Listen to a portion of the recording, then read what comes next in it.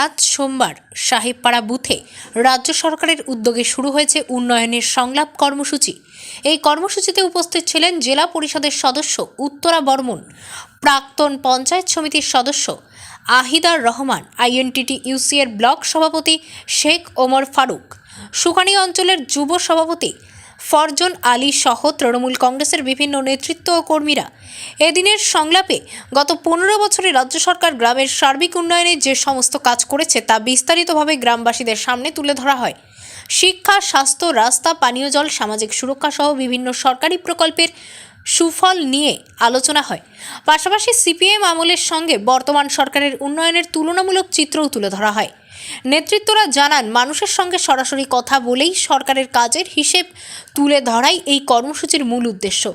গ্রামবাসীরাও তাদের অভিজ্ঞতা ও মতামত তুলে ধরে, যা নিয়ে খোলামেলা আলোচনা চলে। Bureau report, quick news. আপনাদের এটা আমাদের উন্নয়নের সংলাপ বলে যে কর্মসূচি, সর্বভারতীয় তৃণমূল কংগ্রেস সেই কর্মসূচির আজকে ষষ্ঠ দিন।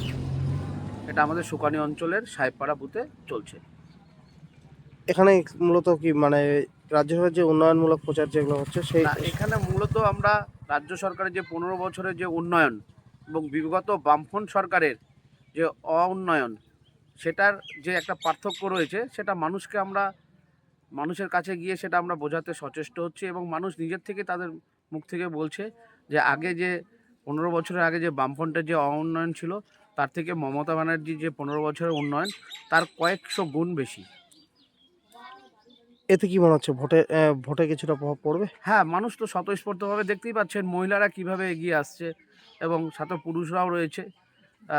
প্রত্যেকটা জায়গায় যাচ্ছি আমরা, এটা করে একটা ক্যাম্পেনিং, কিন্তু এই ভোট ক্যাম্পেনিংয়ের মধ্যে আমরা আগাম কোনো কিছু বলছি না। আমরা গিয়ে আশেপাশের মানুষকে ডেকে নিচ্ছি, ডেকে নিয়ে গিয়ে যাতে স্বতঃস্ফূর্তভাবে মানুষ নিজের ইচ্ছায় যাতে এই ক্যাম্পেনিংয়ে অংশগ্রহণ করতে পারে, তারটাই আমরা সচেষ্ট হচ্ছি।